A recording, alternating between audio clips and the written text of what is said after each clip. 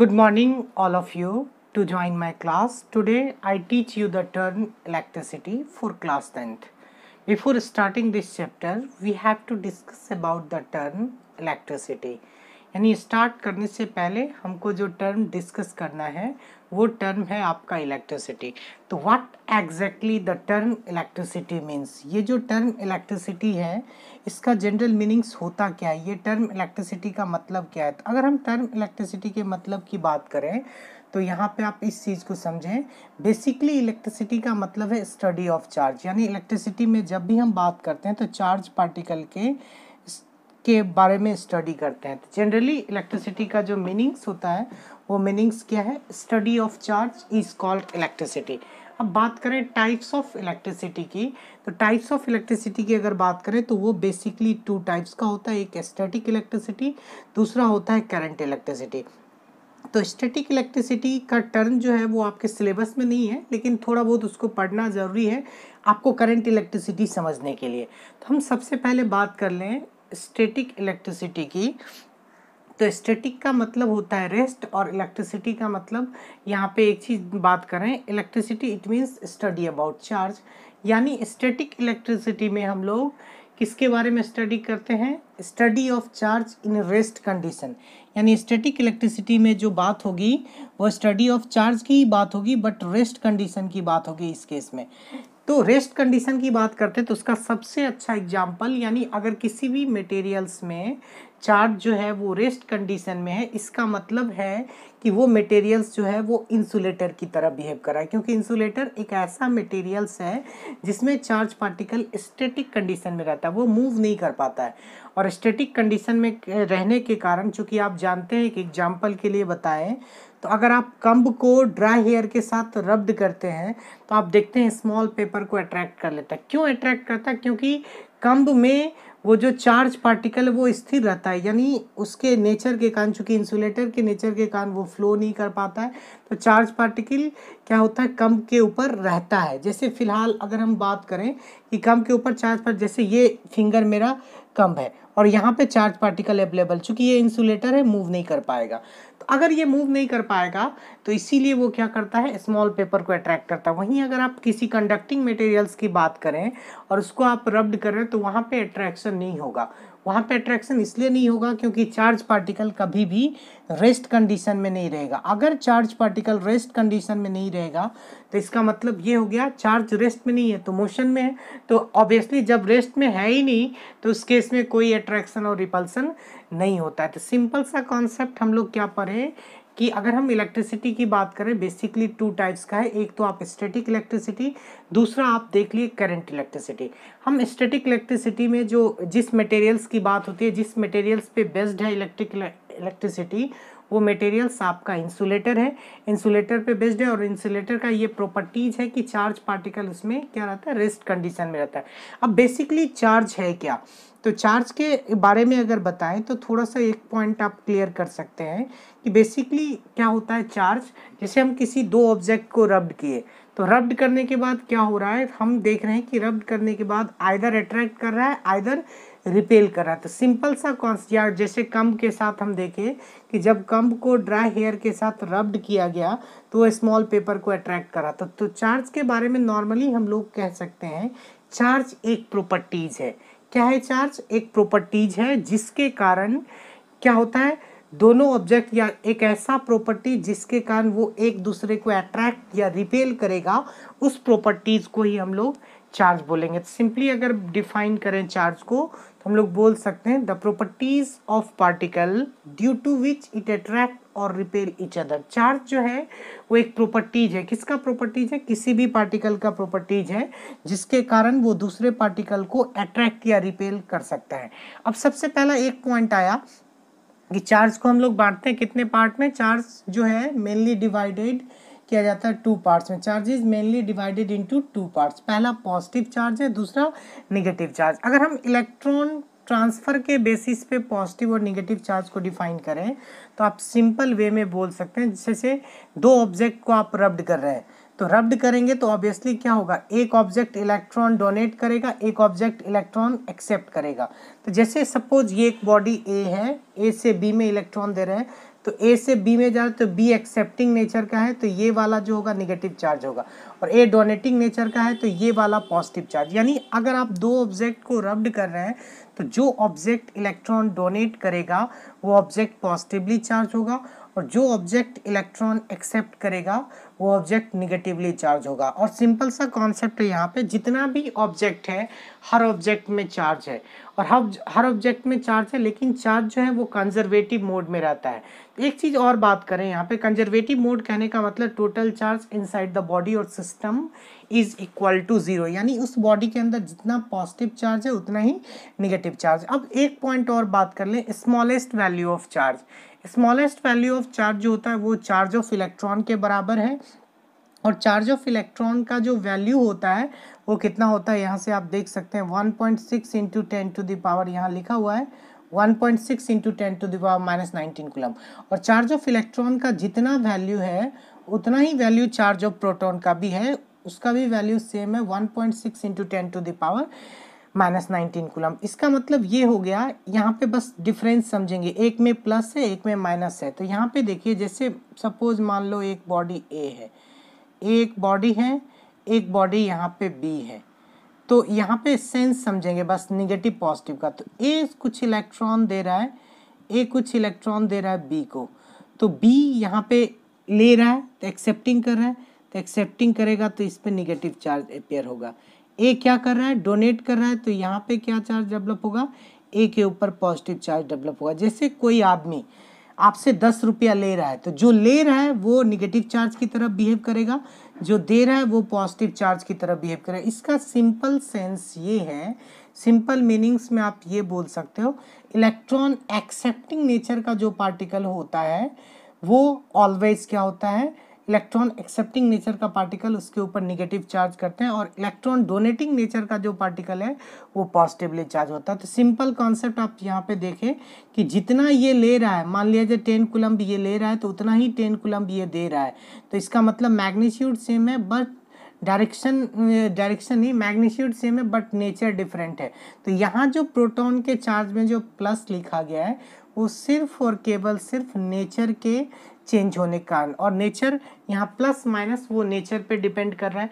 तो यहाँ तक तो टर्म क्लियर हो गया। अब एक पॉइंट और डिस्कस करें, सपोज किसी ऑब्जेक्ट को आप रब्ड कर रहे हैं, तो एक क्वेश्चन आता है किसी ऑब्जेक्ट को हम रब्ड कर रहे हैं तो उस केस में क्या होगा, तो ऑब्वियसली एक इलेक्ट्रॉन ट्रांसफर होगा। तो जैसे एक पॉइंट और देखिए, जैसे ए और बी दो ऑब्जेक्ट है, ये एक ऑब्जेक्ट ए हो गया, ये दूसरा ऑब्जेक्ट बी हो गया। अगर इसको आप रब्ड किए तो हो सकता है पहले केस में एक इलेक्ट्रॉन जाए, या दूसरे केस में 2 इलेक्ट्रॉन भी जा सकता है, या तीसरे केस में 3 इलेक्ट्रॉन भी जा सकता है। तो यहाँ पे अगर बात करें ए और बी को रब्ड करें, मान लीजिए 5 इलेक्ट्रॉन ट्रांसफर हुआ ए से बी में, तो 5 इलेक्ट्रॉन ट्रांसफर होगा, तो एक इलेक्ट्रॉन ट्रांसफर होता तो आपको पता था कि एक इलेक्ट्रॉन का चार्ज फाइंड करने के लिए जो फॉर्मूला यूज करते हैं Q is equal to NE। अब देखिए, अगर ये फॉर्मूला आपको नहीं पता है कि ये फॉर्मूला है क्या, सर क्या बोल रहे हैं, इस चीज़ को थोड़ा समझना है, तो आप यहाँ से समझिए। जैसे एक इलेक्ट्रॉन अगर ए से बी में जाएगा तो उसके साथ कितना चार्ज जाएगा, एक इलेक्ट्रॉन का चार्ज। वहाँ पे अगर 5 इलेक्ट्रॉन जा रहा है तो कितना चार्ज जाएगा, 5 इंटू 1 इलेक्ट्रॉन का चार्ज। 1 इलेक्ट्रॉन का चार्ज कितना है, 1.6 into 10 to the power -19 coulomb, -19 coulomb. तो ये हो गया मल्टीप्लाई का। अगर यहीं पे 5 के जगह, अगर यहाँ पे 5 के जगह अगर 10 रहता, 10 इलेक्ट्रॉन ट्रांसफर हो रहा है, तो अगर 10 इलेक्ट्रॉन ट्रांसफर होता है ए टू बी, तो 10 इलेक्ट्रॉन के ट्रांसफर होने पे हम क्या लिखते हैं, यहाँ पे ये चीज़ देखिए, तो यहाँ पे लिखते Q is equal to 10 into 1 electron का चार्ज। यानी इसका मतलब हो गया, जब किसी बॉडी से दूसरे बॉडी में चार्ज जाएगा तो वो इलेक्ट्रॉन के इंटीग्रल मल्टीपल में जाएगा। अपने मन से नहीं बोल सकते इस पे इतना चार्ज होगा, या तो वो 1 इलेक्ट्रॉन के चार्ज के बराबर होगा, या तो वो 2 इलेक्ट्रॉन के चार्ज के बराबर होगा, या तो वो 3 इलेक्ट्रॉन के, या तो n number of electron transfer होगा तो n नंबर ऑफ इलेक्ट्रॉन के चार्ज के बराबर होगा। तो यहाँ इसके कहने का सेंस क्या है कि जब भी एक बॉडी को दूसरे बॉडी के साथ रब्ड करेंगे तो इलेक्ट्रॉन जब भी ट्रांसफर होगा from one body to another body, वो इंटीग्रल मल्टीपल में होगा। It means integral multiple of charge of electron की बात कर रहे हैं, और integral multiple of charge of electron को ही हम लोग बोलते हैं क्वांटाइजेशन ऑफ चार्ज, जिसको कैलकुलेट करते हैं। यहाँ आप नीचे देख रहे हैं Q बराबर NE फॉर्मूला। अगर नहीं दिख रहा है तो हम एक बार इसको और एक्सप्लेन कर दें। ये फॉर्मूला आप देख रहे हैं Q is equal to NE। तो ये जो integral multiple of charge of electron है, ये integral multiple of charge of electron क्या कहलाता है आपको? Quantization of charge. क्लियर है कॉन्सेप्ट? यहाँ तक आपका टोटल टर्म क्लियर हो गया। अब हम लोग जो टर्म पढ़ेंगे, अब लेफ्ट साइड का टोटल टर्म हमारा कंप्लीटेड है ये ऑलरेडी। अब जो पॉइंट हम लोग पढ़ने जा रहे हैं वो पॉइंट अब करंट इलेक्ट्रिसिटी पे बेस्ड होगा। तो जो पॉइंट करंट इलेक्ट्रिसिटी पे बेस्ड है उसको पढ़ने से पहले आपको एक चीज़ बता दूं यहाँ पे थोड़ा सा इस टर्म को, ताकि आप देख पाएँ। यहाँ पहला क्वेश्चन आता है करंट इलेक्ट्रिसिटी पढ़ने से पहले कि what is the condition for any material to be a good conductor. आप जानते हैं बहुत सारे मटेरियल्स की बात करें तो बेसिकली हम लोग 3 टाइप का, अगर कंडक्टिविटी के बेसिस पे बात करें तो 3 टाइप का मटेरियल्स है। एक आपको कंडक्टर, दूसरा इंसुलेटर, तीसरा सेमीकंडक्टर।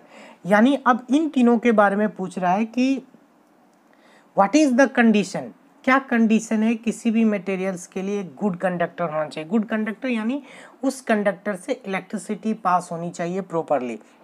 तो किसी भी कंडक्टर, किसी भी मटेरियल्स के गुड कंडक्टर के लिए जो मेन कंडीशन है, उसके पास कुछ ना कुछ फ्री चार्ज इलेक्ट्रॉन होना चाहिए। Either you have to say it should have some free charge career.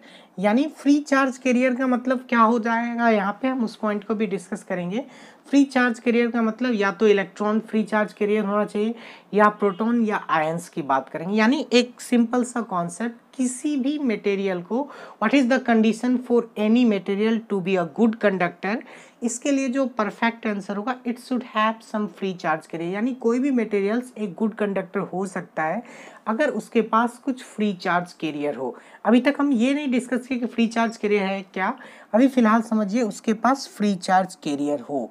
अब यहाँ पे एक बात करेंगे तो फ्री चार्ज कैरियर में हमने पहले ही बताया कि आप फ्री चार्ज कैरियर में आयंस को ले सकते हैं, इलेक्ट्रॉन को ले सकते हैं, प्रोटॉन को ले सकते हैं। अब बात करते हैं उससे पहले, फ्री चार्ज समझने से पहले एक और क्वेश्चन आता है, यहाँ पे आप देख सकते हैं why metals are good conductor.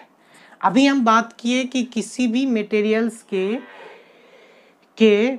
किस चीज़ होने के लिए, गुड कंडक्टर होने के लिए क्या कंडीशन है। तो वहाँ पे किसी भी मटेरियल्स की बात करें तो वहाँ इंसुलेटर या हम लोग सेमीकंडक्टर या कंडक्टर के बारे में बात करें, तीनों में से कौन गुड कंडक्टर है। लेकिन जनरली प्राय ये देखा गया है कि आपका जो कंडक्टर है मटेरियल्स के केस में बेसिकली कंडक्टर जो है वो, या मेटल्स जो बोल सकते हैं, मेटल्स वो गुड कंडक्टर का रोल प्ले करता है। तो गुड कंडक्टर का रोल जो मेटल्स करता है, तो मेटल्स कैसे गुड कंडक्टर, इसको समझना है। तो किसी भी मेटल्स के गुड कंडक्टर होने के लिए जो कंडीशन है वो कंडीशन है कि उसके अंदर very large number of free electron present होना चाहिए, या ये नॉर्मली आप बोल सकते हैं। यानी कोई भी कंडक्टर अगर आपको गुड कंडक्टर शो कर रहे हैं किसी भी मटेरियल्स को, तो किसी भी मटेरियल्स के गुड कंडक्टर होने के लिए ये कंडीशन है it should have some free charge carrier. अगर उसके पास फ्री चार्ज कैरियर का मतलब सिंपल सा कॉन्सेप्ट है, very number of free electron present inside it. अब बात करेंगे कैसे ये संभव होगा कि large number of free electron present होगा किसी भी कंडक्टर के अंदर। तो उस पॉइंट को हम डिस्कस कर लें, इसके बाद हम लोग आगे बढ़ेंगे। तो यहाँ पे देखिए अब जो पॉइंट हम डिस्कस करने जा रहे हैं वो पॉइंट हमारा क्या है, सेकेंड पॉइंट। अब यहाँ से देखेंगे इस पॉइंट को आपको समझना है। हम कंपेयर कर रहे हैं दो मेटल्स के बारे में, एक मेटल्स और एक नॉन मेटल्स के बारे में। यहाँ पे ऑलरेडी आप देख रहे हैं हम जो कंपेयर कर रहे हैं वो टर्म किस टर्म के बारे में कंपैरिजन हो रही है, सिर्फ दो टर्म के बारे में, एक मेटल्स और नॉन मेटल्स का कंपैरिजन कर रहे हैं। तो जनरली आप देख रहे हैं साइज ऑफ मेटल्स कंपेयर अगर करें तो साइज, अगर मान लिया जाए कोई मेटल्स है तो मेटल्स का साइज जनरली क्या होता है, मेटल्स के एटम का साइज जनरली नॉन मेटल के एटम के साइज में क्या होता है, बड़ा होता है। अगर एटम्स का साइज नॉन मेटल के साइज एटम्स के साइज में बड़ा होगा तो उस केस में क्या कंडीशन होगा, देखिए ध्यान से। किसी भी एटम्स के सेंटर पे आप जानते हैं जो पॉजिटिव चार्ज प्रेजेंट रहता है जिसको हम लोग न्यूक्लियस बोलते हैं, चाहे वो मेटल्स हो या नॉन मेटल्स हो, इसके सेंटर पे पॉजिटिव चार्ज प्रेजेंट है। और इलेक्ट्रॉन क्या करता है, रिवॉल्व करता है around the nucleus. Around the nucleus revolve कर रहा है। तो आप एक चीज़ देखिए ध्यान से, जितना बड़ा कंडक्टर होगा उतना ही ज़्यादा, अगर हम बात करें किस एटम के साइज़ के बारे में हम डिस्कस कर रहे थे कि हम लोग अगर कंपेयर करते हैं मेटल्स और नॉन मेटल्स के साइज़ को, तो जनरली हम लोग क्या देखते हैं, साइज ऑफ मेटल्स जो होता है वो ग्रेटर होता है नॉन मेटल्स से, और लार्ज साइज होने के कारण मोर इलेक्ट्रॉन प्रेजेंट होता है किसके अंदर, मेटल्स में। अगर मोर इलेक्ट्रॉन प्रेजेंट है तो एक चीज़ और देखिए, प्रेजेंट है। अब यहाँ पे एक चीज़ देखिए, जबकि नॉन मेटल्स में उतने इलेक्ट्रॉन प्रेजेंट नहीं है।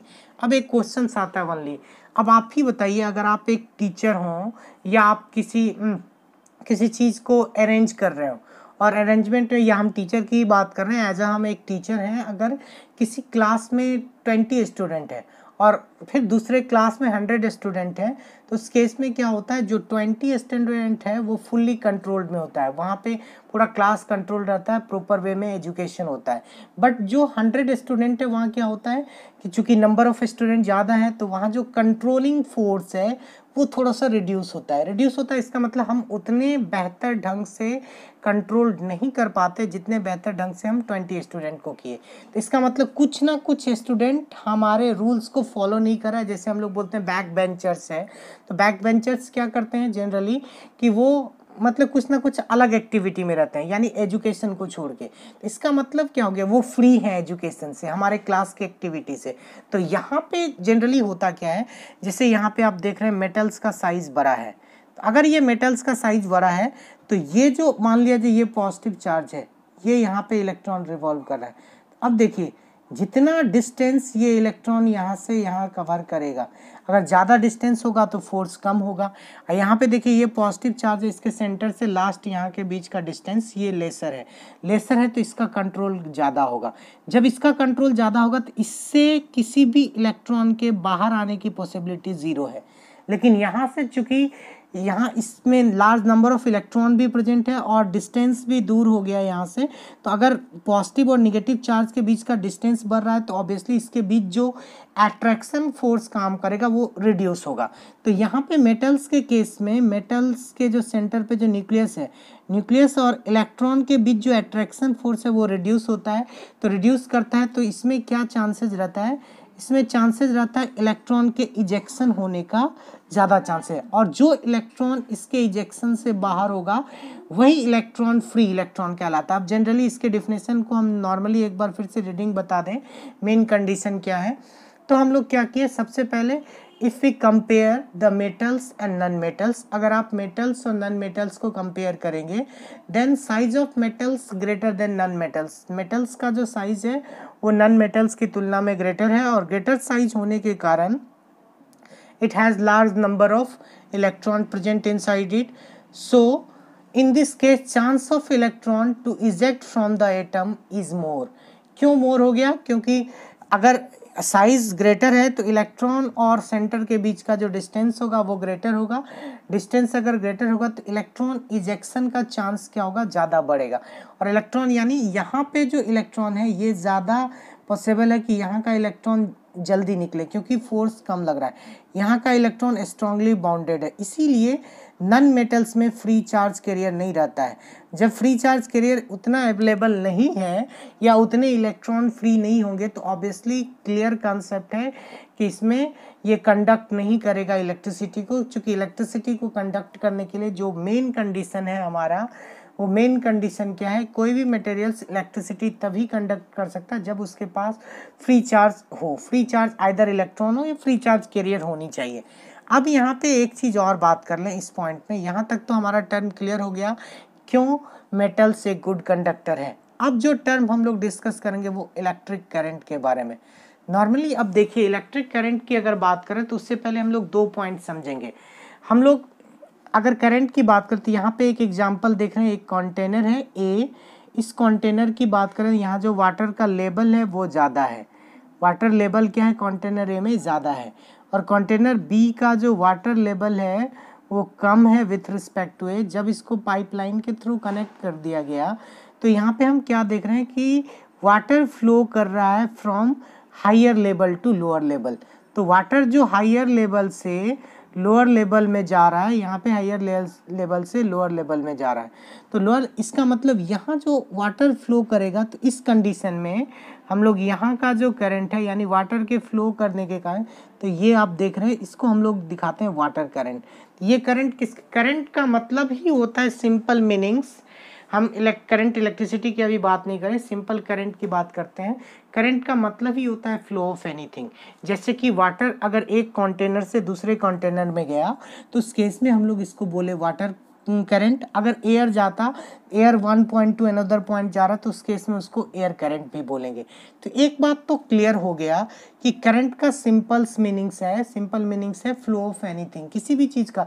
तो वाटर के केस में हम लोग वाटर करंट बोलते हैं, एयर के केस में हम लोग एयर करंट बोलते हैं। वही चीज़, चूँकि आपको पता है फ्लो ऑफ चार्ज को हम लोग क्या बोलते हैं, आप पहले से पढ़ चुके हैं। इलेक्ट्रिक का मतलब ही होता है चार्ज, और करंट, इलेक्ट्रिक करंट का मतलब हो गया, करंट का मतलब फ्लो और इलेक्ट्रिक का मतलब चार्ज, यानी इलेक्ट्रिक करंट का जो बेसिक मीनिंग्स ही है वो फ्लो ऑफ चार्ज है। अब यहाँ पे एक पॉइंट और उससे पहले बात कर लें। सपोज एक एग्जाम्पल की बात करते हैं, सपोज एक टॉर्च की बात करते हैं। अगर आप टॉर्च को देखे हैं जनरली, तो आप देखेंगे जब टॉर्च में हम स्विच ऑन करते हैं, तो स्विच ऑन करने के कारण क्या होता है, वो टॉर्च जल जाता है, यानी वो ग्लो कर जाता है। ये जो ग्लो करता है, इसके पीछे कारण क्या है? क्या स्विच के कारण ग्लो किया?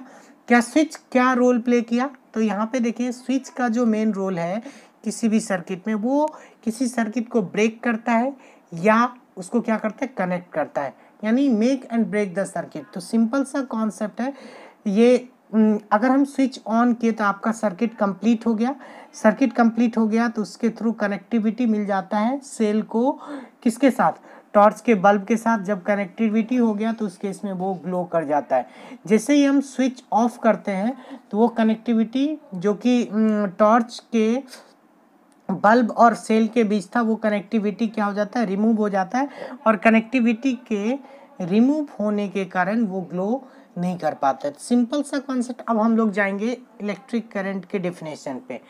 अगर हम इलेक्ट्रिक करंट के डेफिनेशन की बात करें, तो सिंपल सा कॉन्सेप्ट आप बोल सकते हैं, इलेक्ट्रिक करंट के डेफिनेशन की बात बोल रहे हैं। Rate of flow of electric charge is called electric current, यानी rate of flow of charge क्या है, आपको इलेक्ट्रिक करंट है, और इलेक्ट्रिक करंट को जनरली हम लोग आई से डिनोट करते हैं। और आई इज इक्वल टू क्या फॉर्मूला होता है, Q by T, either I is equal to D Q by D T भी बोल सकते हैं। अब एक पॉइंट और यहाँ पे बता दें, इलेक्ट्रिक करंट का जो वैल्यू है वो दो बातों पे निर्भर करता है। पहला, चार्ज के फ्लो रेट पे। चार्ज का फ्लो रेट कहने का मतलब, चार्ज जितना तेजी से फ्लो करेगा किसी भी कंडक्टर के अंदर, उतना ही ज़्यादा उस कंडक्टर के अंदर करंट का वैल्यू होगा। दूसरा चीज़, टाइम इंटरवल जितना कम होगा उतना तेजी से करंट पास करेगा। अगर हम इस पॉइंट को डिस्कस करें, पहले एक पॉइंट और बता दें फिर आगे जाएंगे। इलेक्ट्रिक सर्किट के बारे में भी बात कर लेते हैं। ये इलेक्ट्रिक सर्किट का मीनिंग्स क्या है, यहाँ पे देखिए, ये जो इलेक्ट्रिक सर्किट है, ये जो सर्किट बोलते हैं, इसका मीनिंग्स क्या है, ये कंटिन्यूस एंड क्लोज पाथ है। Continuous and close path of an electric current is called electric circuit. क्यों हम क्लोज पाथ बोलते हैं? सर्किट कभी भी कंप्लीट तब होता है जब फुल्ली क्लोज होता है। जैसे हम स्विच ऑन करते हैं, सर्किट हमारा क्लोज हो गया, अभी सर्किट काम करेगा। तो एक कंटिन्यूस और क्लोज पाथ बोल सकते हैं इलेक्ट्रिक करंट का, जो एक क्लोज पाथ होगा, यानी जिस क्लोज पाथ पे इलेक्ट्रिक करंट फॉलो करेगा उसको हम लोग बोलेंगे इलेक्ट्रिक सर्किट। तो अब हम फिर से एक बार इस पॉइंट को डिस्कस कर लें। इलेक्ट्रिक करंट के बारे में जा रहे थे, इलेक्ट्रिक करंट के बारे में जो पॉइंट डिस्कस कर रहे थे हम लोग, ये कि इलेक्ट्रिक करंट का वैल्यू किस पे डिपेंड करता है, चार्ज फ्लो रेट पे। और चार्ज फ्लो रेट का मतलब ये हो गया, अगर चार्ज फ्लो रेट ज़्यादा है तो करंट का मैग्नीट्यूड ज़्यादा होगा, अगर चार्ज फ्लो रेट कम है तो करंट का मैग्नीट्यूड क्या होगा, कम होगा। अब इस पे बात करें, सबसे पहले हम जो टर्म देख रहे थे उस टर्म पे बात करें, तो इससे पहले एक चीज़ और देख लीजिए आप, यहाँ पे देखेंगे थोड़ा सा, ये टर्म बहुत ज़रूरी है, इसके बाद हम लोग आगे बढ़ेंगे। हम लोग यहाँ तक तो पढ़ चुके हैं, अब जो टर्म हम लोग देखेंगे वो टर्म बेसिकली क्या है, इस टर्म के बारे में डिस्कस कर ले। यहाँ देखिए, अगर हम SI यूनिट की बात करते हैं बेसिकली करंट के बारे में, तो हम पहले ही बताए, चूँकि I इज इक्वल टू क्या होता है फॉर्मूला, Q बाई टी। जब I is equal to Q by T है तो उस केस में आप क्या बोल सकते हैं, I is equal to Q, अगर आप फॉर्मूला यूज़ किए हुए हैं तो I is equal to Q by T को आप कैसे डिफाइन करेंगे, यहाँ से देखिए, तो चार्ज का ऐसा यूनिट होता है कूलम्ब और टाइम का ऐसा यूनिट सेकेंड। तो आई इज इक्वल टू कूलम्ब पर सेकेंड, और कूलम्ब पर सेकेंड को हम लोग एम्पियर बोलते हैं। और यहाँ पे एक चीज़ और, स्मॉल क्वांटिटी ऑफ करंट की अगर बात करेंगे तो करंट का बेसिकली तो हम लोग एम्पियर में ही मेजरमेंट करते हैं। अगर उससे भी स्मॉल आप जाना चाहते हैं स्मॉल क्वांटिटी ऑफ करंट के बारे में, सिंपल सा कॉन्सेप्ट है, आइदर हम लोग बोलते हैं उसको small quantity of current are express in milli ampere और micro ampere. Small quantity of current को जो हम लोग एक्सप्रेस करते हैं वो या तो मिली एम्पियर में करते हैं या तो माइक्रो एम्पियर में करते हैं। अगर हम मिली एम्पियर में करते हैं तो 1 milli ampere is equal to 10⁻³ ampere, और माइक्रो एम्पियर में जब करते हैं तो 1 micro ampere is equal to 10⁻⁻6 ampere. और एसआई यूनिट यहाँ पे सॉरी अन इंस्ट्रूमेंट, एक चीज़ और देखिए, इलेक्ट्रिक करंट का जो मेजरिंग इंस्ट्रूमेंट है उसको हम लोग एमीटर बोलते हैं, यानी it is a device which is use to measure electric current. Either you have to say an instrument called ammeter measure electric current in a circuit और it is always connected in series with it। अब एक चीज़ देखिए, यहाँ पे ammeter जो है एक ऐसा इंस्ट्रूमेंट है जो इलेक्ट्रिक करंट को मेजरमेंट करता है, और जनरली एमीटर को हम लोग किस में कनेक्ट करते हैं, सीरीज में। तो जैसा कि आप जानते हैं, अगर हम यहाँ पे सर्किट डायग्राम की बात करें कि जैसे ये एक बल्ब है, ये जो आप देख रहे हैं ये सिंबॉलिक रिप्रेजेंटेशन, ये हमारा एक बल्ब है, इस बल्ब को एक एमीटर के थ्रू कनेक्ट किया गया। तो सीरीज का मतलब क्या होता है यहाँ पे आपको ध्यान से देखना है। तो ये एमीटर है, आपको ए से डिनोट कर दीजिए, और जब भी इसको आप किसी सेल से कनेक्ट करेंगे तो इसका मतलब क्या होता है, देखिए ध्यान से, यहाँ पे इसको कनेक्ट कर दिए, सेल का पॉजिटिव टर्मिनल कनेक्ट, ये पॉजिटिव, ये निगेटिव, ये फिर पॉजिटिव, ये निगेटिव। तो यहाँ पे देखिए सेल का पॉजिटिव टर्मिनल जो है आपका ये कनेक्टेड है पॉजिटिव से। यहाँ पे एक चीज़ और, ऐसे आप देखेंगे तो गड़बड़ हो जाएगा, इस तरह से सीरीज आप नहीं समझ पाएंगे। इसके साथ मेनली जो सर्किट, हम एक बार फिर से बता दें, किसके साथ सीरीज पैरेलल देखा जाता है, सेल के साथ नहीं। ये जो आप डिवाइस देख रहे हैं, हम किसकी बात कर रहे हैं, इसकी, ये जो बल्ब है, बल्ब के साथ इसको देखिए, अगर यहाँ से कनेक्टेड रहता है, एक मिनट और इसको थोड़ा सा एक्सप्लेन और कर दें हम क्लियरली। जैसे हम ये बल्ब दिखाए, ये बल्ब दिखाए, और इस बल्ब के साथ जो आपका एमीटर है वो एमीटर का कनेक्शन कुछ इस तरह से दिखा रहे हैं, यहाँ पे ये है। तो यहाँ पे देखिए ये बैटरी या सेल है। तो यहाँ पे देखिए क्यों हम बोलते हैं ये सीरीज में कनेक्टेड है, हम लोग बेसिकली जो डिवाइस यूज़ करते हैं उसके अकॉर्डिंग देखा जाता है, ये पॉजिटिव ये नेगेटिव। तो बल्ब के रिस्पेक्ट में देखिए, तो बल्ब का पॉजिटिव ये हो गया, ये नेगेटिव, और एमीटर का पॉजिटिव इधर, ये बल्ब का सॉरी ये बल्ब का क्या होगा, यहाँ पे ये पॉजिटिव है तो ये निगेटिव होगा, और इधर एमीटर का पॉजिटिव और इस साइड निगेटिव। तो यहाँ पे देखिए इसके रिस्पेक्ट में, तो बल्ब के साथ एमीटर जो है वो सीरीज में कनेक्टेड है। तो जब भी हम बात करते हैं एमीटर को, तो उसको सर्किट के साथ किस में कनेक्ट किया जाता है, सीरीज में। लेकिन अगर इसी फिगर में यहाँ पे हम ऐसे करते, थोड़ा कनेक्शन को क्लियर कर दें, इसी फिगर में हम इस तरह से अगर यहाँ पे देखते, जैसे ये आपका एमीटर है, अब ये पॉजिटिव टर्मिनल ये है, ये नेगेटिव टर्मिनल है, अब इसको यहाँ पे किसी सेल से कनेक्ट किया गया है। अब अगर हम यहाँ पे एमीटर को कनेक्ट कर देते तो ये हमारा पैरेलल होता। तो याद रखिए कभी भी एमीटर पैरेलल में कनेक्टेड नहीं होता है, जब भी एमीटर कनेक्टेड होगा वो किस में कनेक्शन होगा, सीरीज में, जैसा कि आप फिगर में देख रहे हैं यहाँ पे एक्सप्लेन है। अब देखिए थोड़ा सा आई के वैल्यू की बात कर रहे थे, तो यहाँ पे एग्जाम्पल के थ्रू समझना है। आई इज इक्वल टू Q/T होता है जब 10 कूलम्ब है और टाइम 2 सेकेंड है तो 5 एम्पियर है। और दूसरे केस में देखिए आई इज इक्वल टू जब 20 coulomb charger, time interval same रखा गया, तो यहाँ पे 10 एम्पियर। तो क्या देख रहे हैं, दोनों में क्या देखा गया, जब दोनों को कंपेयर करेंगे तो आप देखेंगे जहाँ पे चार्ज का मैग्नीट्यूड ज़्यादा है, यहाँ पे 10 कूलम्ब भी था, यहाँ पे 20 कूलम्ब है। तो जहाँ पे चार्ज का मैग्नीट्यूड ज़्यादा है वहाँ करंट का वैल्यू ज़्यादा है। इसका मतलब चार्ज के वैल्यू पे डिपेंड करेगा, फ्लो ऑफ चार्ज पे, यानी करंट का। फिर दूसरा पॉइंट देखिए टाइम इंटरवल, यहाँ पे चार्ज का मैग्नीट्यूड सेम है, यहाँ भी 20 है, यहाँ भी 20 है, लेकिन टाइम इंटरवल अगर आप देखें तो यहाँ पे 4 सेकेंड है, यहाँ पे 2 सेकेंड है। जहाँ पे टाइम इंटरवल रिड्यूस हुआ है वहाँ पे करंट का मैग्नीट्यूड क्या हुआ, बढ़ गया। क्लियर है कंसेप्ट।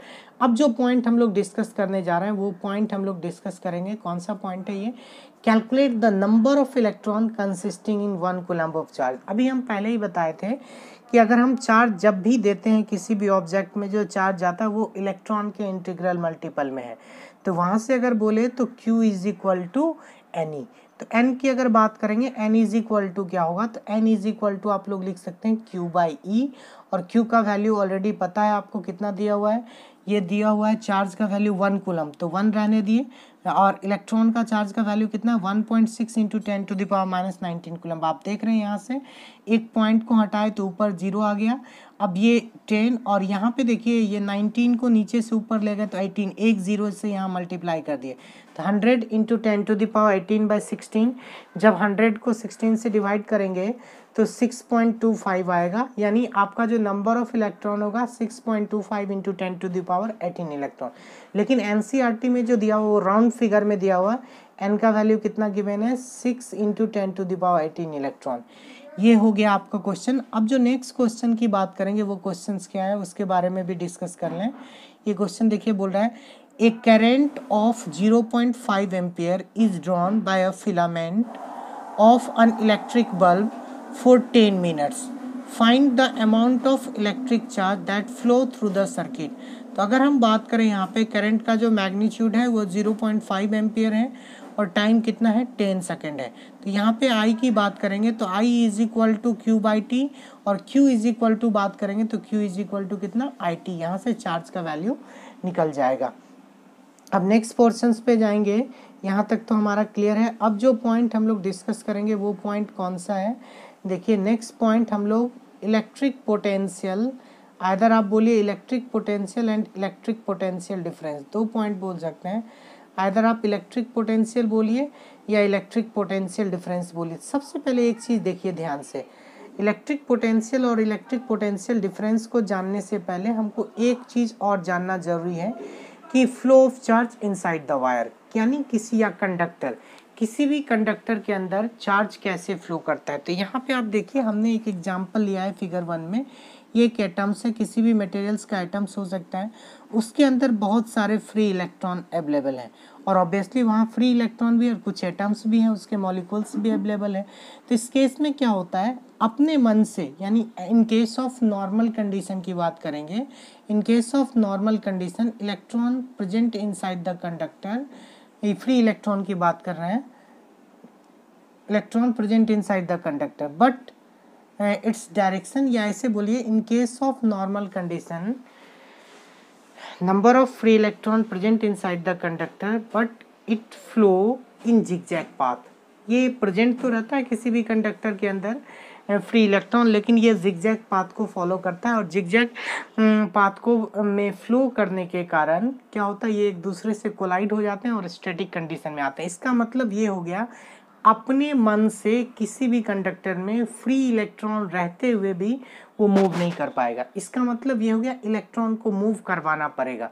तो इलेक्ट्रॉन को मूव कैसे करवाते हैं, इसके लिए हम पहले ही बताए थे, कोई भी चीज़ अपने आप नहीं मूव करता। यहाँ पे आप देखें तो ये कंडीशन वाटर वाला, अगर हम दो कंटेनर को यहाँ पे जोड़ते हैं, यहाँ पे एक का लेवल अगर हायर रहता है तो जैसे ही कनेक्ट करेंगे तो ये हायर टू लोअर फ्लो करता है। तो कोई भी चीज़ फ्लो करता है कहाँ से कहाँ, हायर टू लोअर। उसके लिए आपको एक जगह हायर डेवलप करना पड़ेगा इंड और एक जगह लोअर इंड। तो हायर इंड और लोअर इंड के कहने का मतलब क्या हुआ यहाँ पे कि आपको यहाँ पे टर्मिनल डेवलप करना होगा और ये जो टर्मिनल आप डेवलप करेंगे, हायर टर्मिनल और लोअर टर्मिनल, वो टर्मिनल कैसे डेवलप करेंगे, बाय यूजिंग सेल।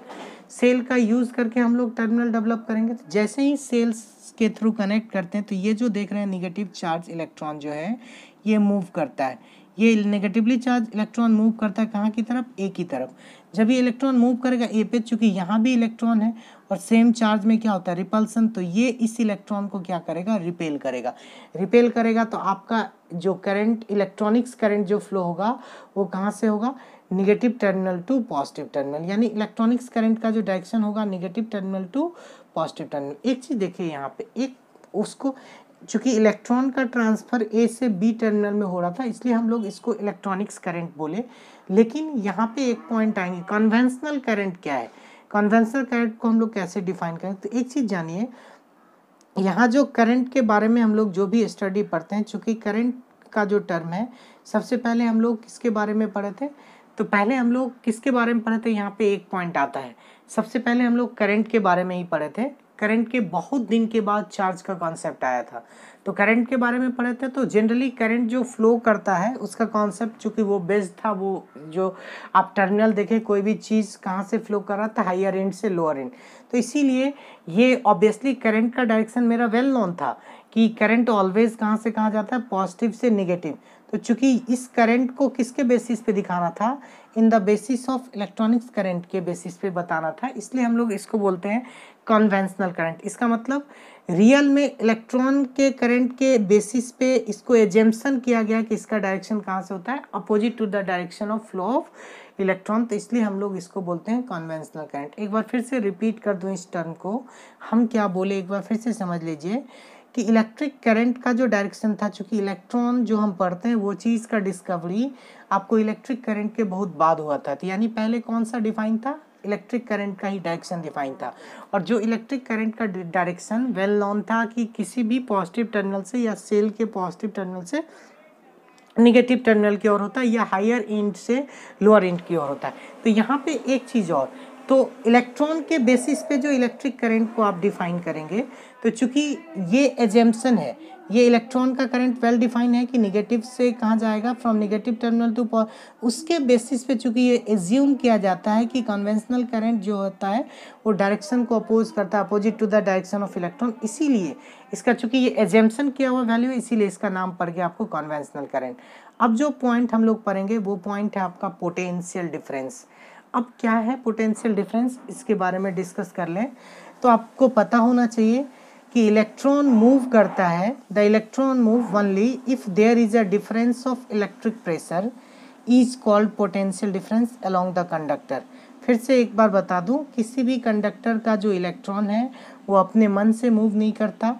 इलेक्ट्रॉन को एक जगह से दूसरी जगह मूव करने के लिए कुछ पोटेंशियल क्या करना पड़ता है, डेवलप करना पड़ता है, या कुछ प्रेशर डेवलप करना पड़ता है, जिसके कारण इलेक्ट्रॉन वन पॉइंट से अनदर पॉइंट तक मोशन करता है। तो यहाँ पे जो पॉइंट डिस्कस कर रहे हैं, क्या बोल रहा है, the electron move only if there is a difference of electric pressure, यानी इलेक्ट्रॉन तभी मूव करता है जब इलेक्ट्रिक प्रेशर का क्या होता है, डिफरेंस होता है।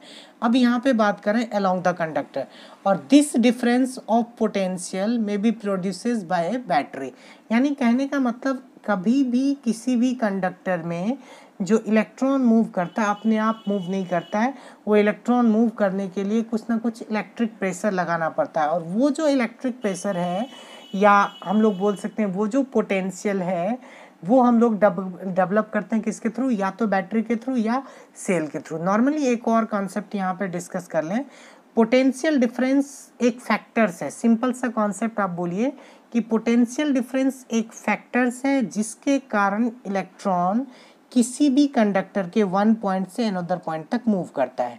अगर ये पोटेंशियल डिफरेंस फैक्टर्स आप किसी कंडक्टर में अप्लाई नहीं करेंगे तो उस केस में इलेक्ट्रॉन का मूवमेंट नहीं होगा या करंट वायर के अंदर पास नहीं करेगा। अब आ जाएंगे हम लोग डिफिनेशन ऑफ पोटेंशियल डिफरेंस की बात करें, तो यहाँ से देखिए, the amount of work done to move unit charge from one point to another point is called electric potential, यानी सिंपल सा कॉन्सेप्ट है, किसी भी यूनिट चार्ज को एक पॉइंट से अनदर पॉइंट तक ले जाने के लिए जितना वर्क डन एक्सपेंस होगा वो वर्क डन एक्सपेंस ही क्या कहलाएगा आपको, इलेक्ट्रिक पोटेंशियल। तो सिंपल डिफिनेशन हम क्या बताएं, the amount of work done to move a unit charge from one point to other point, इसको हम लोग इलेक्ट्रिक पोटेंशियल बोलते हैं।